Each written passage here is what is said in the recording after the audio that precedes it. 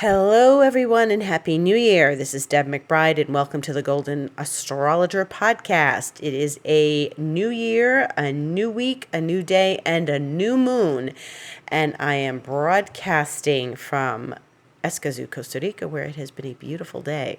So, let's start with that new moon, shall we? It is a 12-degree Capricorn new moon, and anything in Capricorn is going to be very earthbound, very focused, practical, achievement-oriented, empowering, success-oriented, and climbing like that mountain goat. And with this new moon, we want to encourage ourselves to manifest something that is empowering and practical and material.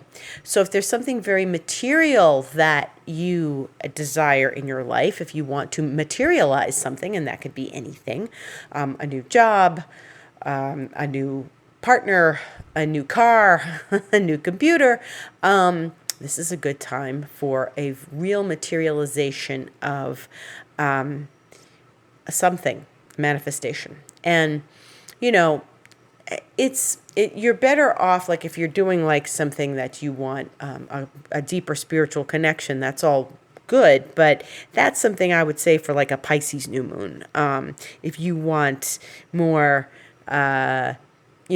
family connection, maybe that's something you want to save for another watery moon like Cancer or something, or depending what's in your fourth house.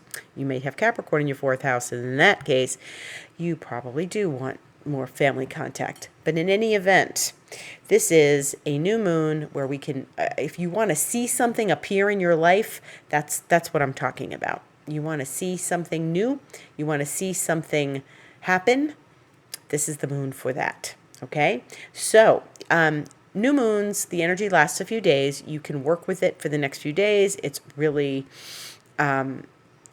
a potent new moon, and it is making a lovely trine to the planet Uranus, which is in the sign of Taurus. And it's a little bit past Uranus because it's 12 degrees and Uranus is at 10, but Uranus is in Taurus, and I felt a very strong energy when the new moon occurred this afternoon, which was about 12:30 or so here. And it was definitely an edgier feeling that I had, which I attribute to the Uranian contact. And I felt the need to go ground myself, which I did, and in my meditation. And then there was just a feeling that, if you want something, well, Uranus is magical. It's an outer planet, but it's a one that rules magic. And so I think we have to tap into our own magic in this new moon. And that's something that's very profound for each of us. If you can tap into your own magic, that's a really wonderful expression, I think, of this new moon at this time. So that's one of the many things that's going on right now. Also, Mercury has entered Aquarius, which is ruled by Uranus. So Mercury, planet of communication, is now 1 degree Aquarius, and it is actually moving. It's going to move towards a square with that Uranus, but not quite yet because it will retrograde mid-month. But we are headed towards something. It will square Uranus when it turns retrograde, and Uranus will be turning direct. So that's going to be an interesting point this month. But very Uranian, analytical energy, very high-minded, high-thinking, can be very focused, but also can have its hands in several things at the same time. So that's an interesting thing with that dynamic of Uranus and Mercury and Aquarius and the new moon. So when we have Mercury in Aquarius, Mercury likes to be in Aquarius because it can be analytical, it can be focused, it can be thinking about the greater picture, altruistic, revolutionary ideas, big ideas. And, when we have a new moon talking to Uranus and Mercury in Uranus' sign, there's lots of stirring up of grand ideas and grand plans and wanting those grand plans to manifest. So it's an excellent time for that. And as we move through the next day or so, the moon will still remain in Capricorn, and it will come to Venus and Pluto, which are also in Capricorn, as we know, and they will be. It will be touching Venus and Pluto, tomorrow morning in my region of the world. And, that's sort of connecting those two again. Venus and Pluto are still conjunct. I mean, we're talking a month now. Venus is at 22, Pluto's at 26. That's a conjunction. Like I always say, if you have a baby right now, something born right now, you launch a project right now, it's got a Venus-Pluto conjunction. And so if your baby's born tomorrow, it will have a Moon-Venus-Pluto conjunction. Tomorrow morning, that is. But yes, and then eventually the moon will go into Aquarius tomorrow evening and touch Mercury, that Mercury. So Mercury's busy, the moon is busy, planets are busy, and that Venus-Pluto is still with us. So how are you feeling? How is Venus-Pluto working in your life? How is it all happening for you? I have to say, it's in my 5th house, and, the 5th house is entertainment, it's children, it's, there's a lot of babies around here lately, there's kids, there's, the entertainment side has not stopped. I wished everyone a Happy New Year when I opened this podcast, but I have to say, so Wednesday night was my friend Patricia's birthday, and she's the one that's moving back to Spain. And so after I finished teaching class that night, I had to run out to a party at 8 o'clock at night into the garden, 8:15 at night. And then that was Wednesday. Thursday night, my coach had a party, and she invited us, and there was a gentleman who did, percussion, sound bath, beautiful instrumental music, and but I left early and I got back late. so that was 2 nights in a row. Then, of course, Friday night was New Year's Eve, and we had a dinner and an event in the garden. That's 4 nights. Last night, yesterday was our friend Ullman, who lives here. It's his birthday, and January 1st. And so we did, if you saw my Instagram, bananas flambe in my garden, in my Mexican grill, and so that was another night of partying. Everybody was in my garden. We were having bananas flambe with ice cream. And so I think that this Venus-Pluto right now, for me, this phase of it anyway, has turned into intensity in the partying realm. I don't drink. I don't do drugs. But it's massive amounts of food. It's been food every night. Who has a cake, who has a dessert, who has, makes a massive pork roast. I made stuffed shells. It's been nonstop food. And then we went out this afternoon again to get to a nursery that also has a cafe, and we were there. I just got home a little while ago. It's actually really funny that it's just been now Venus and Pluto is social, very social. In my 5th house, it's been this intense partying. It's actually pretty hilarious when things are so literal like that. But one of the things that happens when Venus is retrograde is that Venus and the Sun meet up. And inevitably, when planets go retrograde, especially Venus and Mars, in their cycle of retrograde, they meet up with the Sun. Because one of the reasons they appear to be retrograde from our viewpoint on the Earth is that they can only travel so far from the Sun, from our vantage point, before they retrograde. So they do meet up with the Sun, and then it passes behind the Sun. It goes, earlier in the zodiac, and the Sun moves forward and Venus moves backward, and Venus will meet the Sun on Saturday, the 8th. And why is this important? Because, when we're in the retrograde, we wait for that moment when Venus and the Sun conjunct.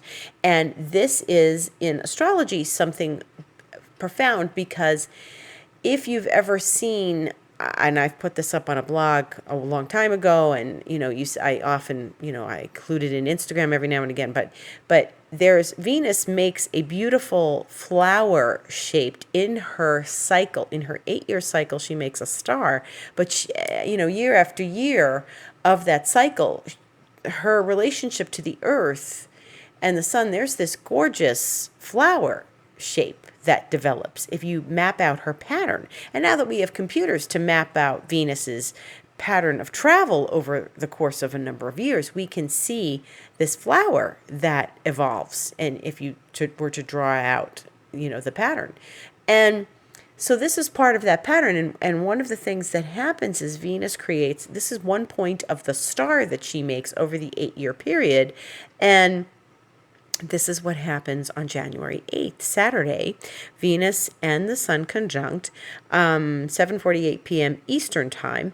And this is very special because it starts like a brand new star, a brand new 5-pointed star. And so they call this the Venus star point. And the person who does the most research and writing about the Venus star point is an astrologer named Ariel Gutman.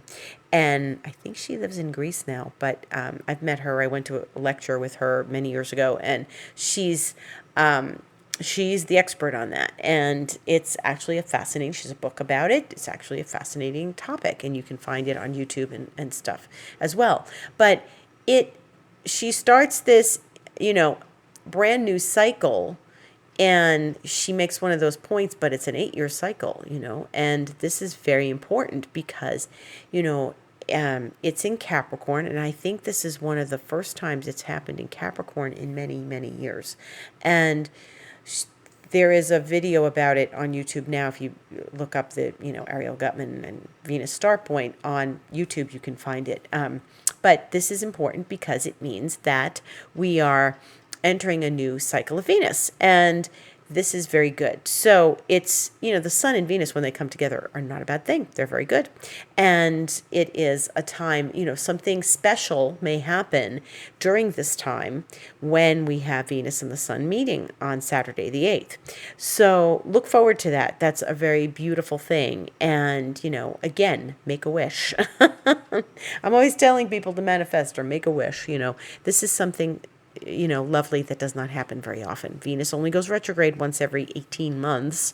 And, she does make that contact with the Sun, but this is particularly special. So, yes, Saturday the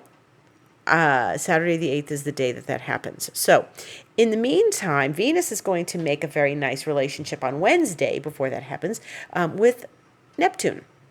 So Neptune and Venus, Neptune's sort of the higher octave of Venus, and Venus and Neptune make a very lovely relationship this week, and known as a sextile. It's a smooth aspect. And so even though Venus is with Pluto and they're conjunct and they're intense, she starts to move back through Capricorn, and she makes this relationship to Neptune. And that's Wednesday. So it's very lovely to know that, she's going to be having some really good aspects this week. And I think it's important because during this is a really powerful, profound Venus cycle. And if we want to, connect with this in a very deep way and really make the most of this transit, it's not just like, oh, Venus is retrograde, what a pain in the neck, and I'm just going to wait till it's over. We're supposed to do work during this, okay? We're supposed to work on ourselves, on our love life, on our finances, on how we have friendships, how we experience love in our lives, how we experience self-love in our lives. And, when she goes to Neptune and makes this relationship on Wednesday, there's an illumination that occurs because it's a sextile, it's not a square, it's not a hard aspect where it's confusing, but Venus and Neptune make this lovely aspect, and it starts this illumination, which I think is very nice. And then Venus is going to talk to the Sun, which is also highly illuminating. Now, when a planet is close to the Sun like this and makes that exact conjunction, it's hot, okay? It's hot. And so when we have something like that happening, we have names for that. And one of them is Kazemi. And you're like, what on earth is Kazemi? It's like an archaic, it sounds like an old ancient word. Yeah, it's when you're in the sun, you're like in the heat of the sun. And, there's also times like, well, it's combust, it's under the, that's like 8 degrees one way or the other or by the sun. And so Venus will be combust, and then Kazemi is when she's really in the heat of the sun, when they're exact. So combust, it's the sun's rays. It's like up in flames. It's not bad. It's just hot. Okay, so imagine Venus being sort of enveloped in the rays of the sun. It can be very illuminating, it can be very enlightening, it can be very beautiful. It's the sun, it's the life force, it's Venus, it's the love goddess. Okay, so, and Venus is getting ready to become a morning star. And one of the things that happens after she touches the sun is that she turns around. Like, she's been an evening star for a while. She disappears. She goes down. You see her late. People were saying to me the other day, they see her like on the horizon as the sun's setting and all. Yeah. She goes into the underworld and then she comes back out as a morning star. So that's a big transformation, is like we experience Venus. Instead of that sultry, sexy nighttime Venus, she's this ambitious morning Venus. Okay. So that's, she's busy this week. She's got Neptune, she's got the sun, she's changing, daytime, nighttime. Very important. One of the other things that we have talked about is that Jupiter is in Pisces. Yay! And Jupiter loves being in Pisces. And Jupiter is now still 0, but almost 1 degree of Pisces. And Jupiter is in the place of squaring the nodes. Okay, so the nodes are, this is another thing. January is a big month. The nodes are they're still in Gemini and Sag, but they're at 0 degrees, and they are going to create, they're 1 degree about to go to 0, and because they go backwards. But they're about to create this intense square with Jupiter, and Jupiter is really very much, obviously the planet of abundance and a planet of opportunities and expansion. And so, but Jupiter at the nodes is very interesting. It's fortunate. It is open. It sort of tips the scales one way or the other. The nodes, there's always this dynamic between them. There's the south and the north. It's never one or the other. It's both at the same time. And when Jupiter is like right in the middle of them, which does not happen very often, the last time this happened would have been, the nodes would have had to have been squaring Jupiter. It's probably like 6 years ago or something. But Jupiter, when it's working with the nodes like this, there's a dynamic. It's ultimately a T-square, but what do you get to choose? We want to kind of go in the north node direction because it's very much about, fulfillment as opposed to being pulled into that vortex.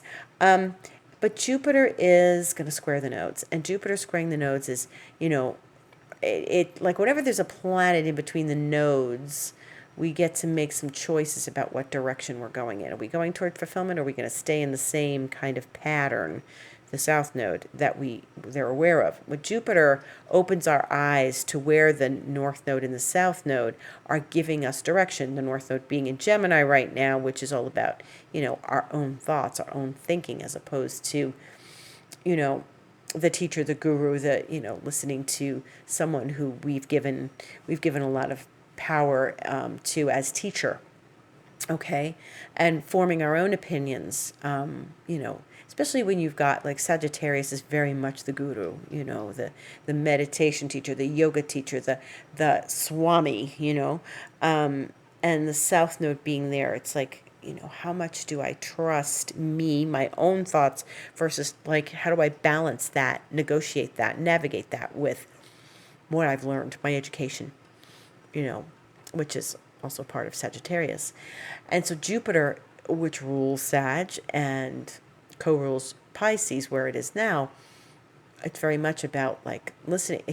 We may want that guru opinion, but it's really a very important thing to look at, because we're looking at how we process information and how our opinions are going, and what philosophical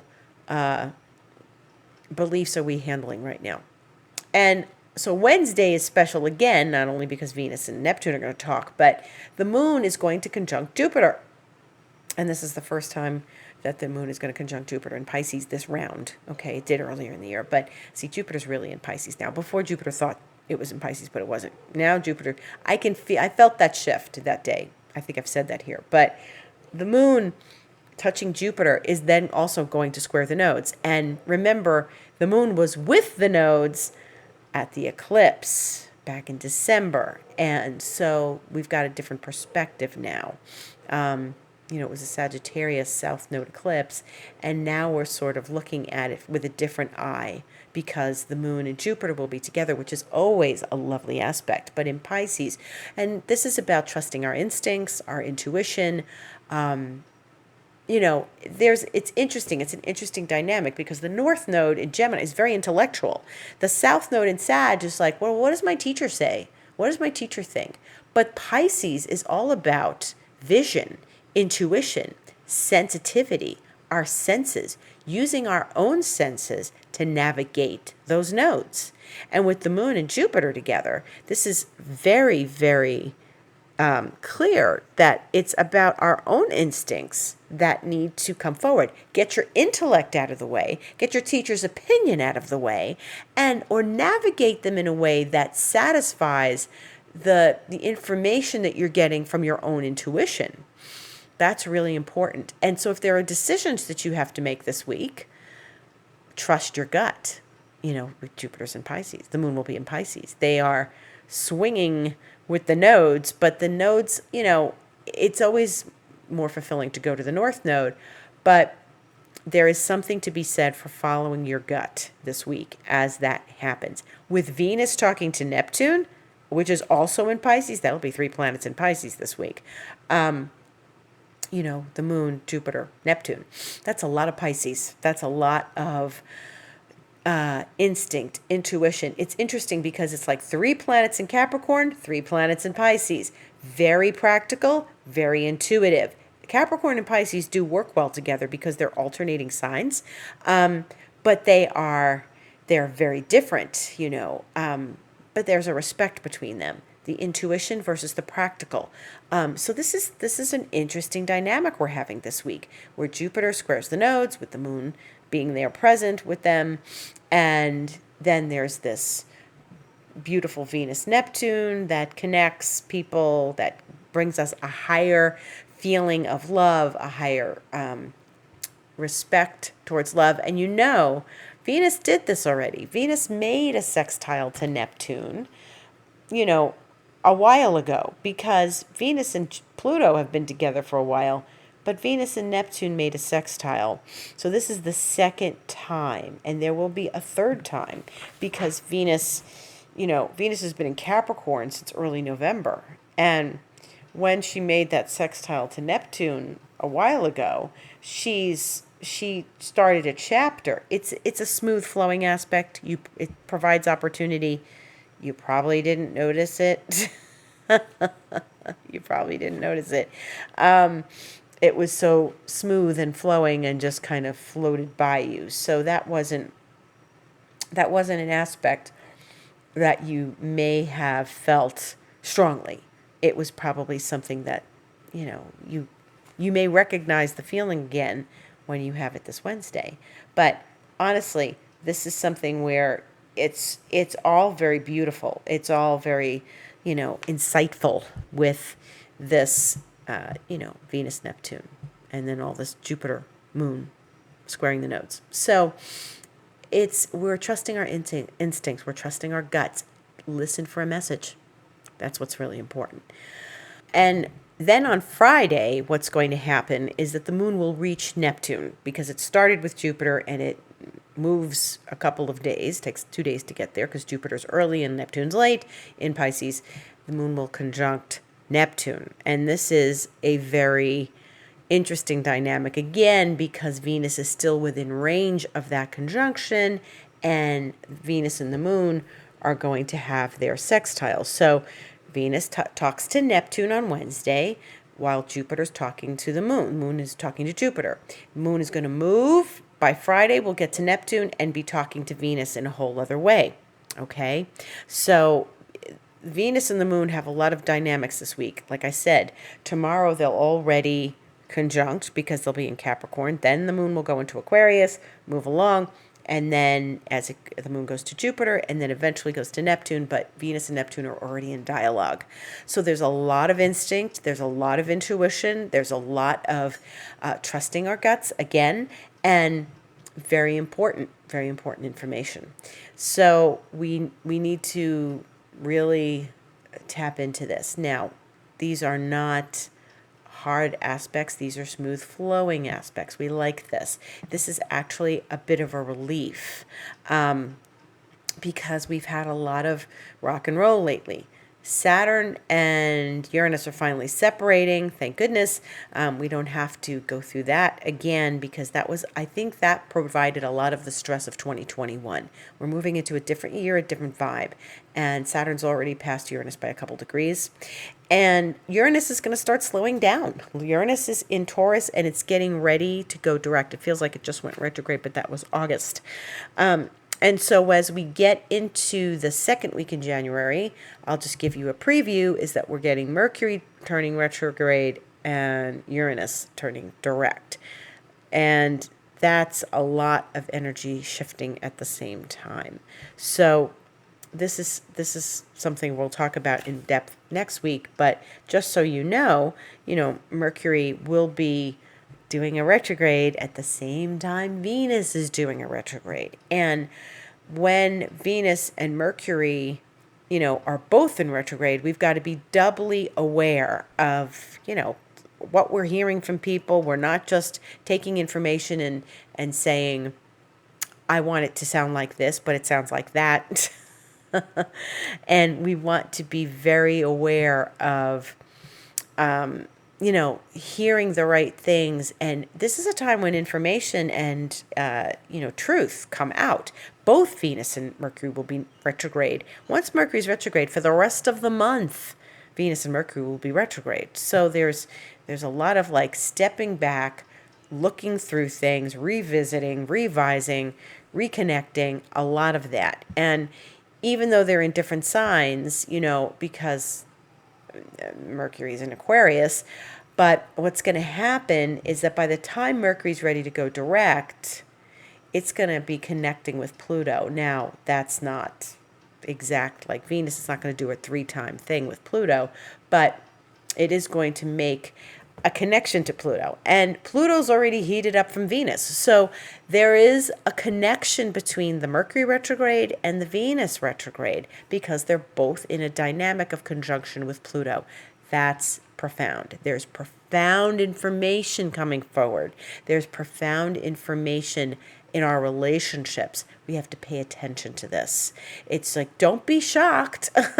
Don't be shocked when you find out something or hear from someone. You might really hear from someone. You might run into someone. It's in the air. It's in the air. So we've got a lot of, truth coming out, information coming forward, connecting with people that maybe are from the past, or connecting with people on a new level, or meeting people that are, going to give us some information. And it's so important to be aware of what's happening, the information we're getting, tying all of this together. This is not an accident.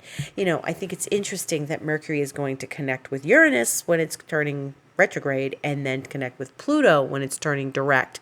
That's profound. That's 2 outer planets. It's not like Mercury's just going to whiz by and the moon is going to say hi and that's going to be it. This is Mercury with outer planets. So there's an edginess with Uranus, there's a brilliance, there's a genius, there's grand ideas.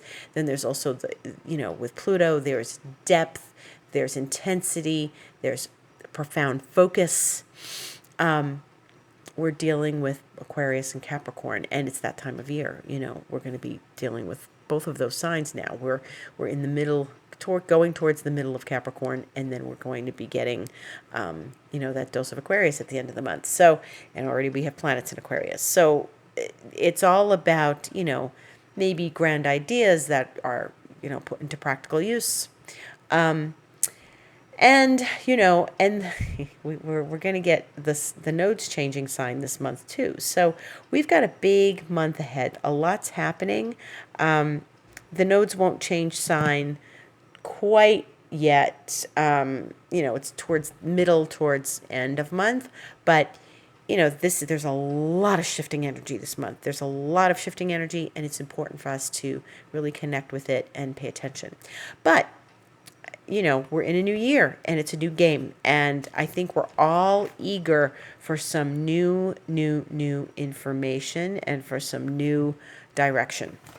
And if you saw my Instagram, you will notice that we pulled our 4 archetype cards for the year end, like we always do here. And it came up very interesting. So, there's the self, there's the which was the father.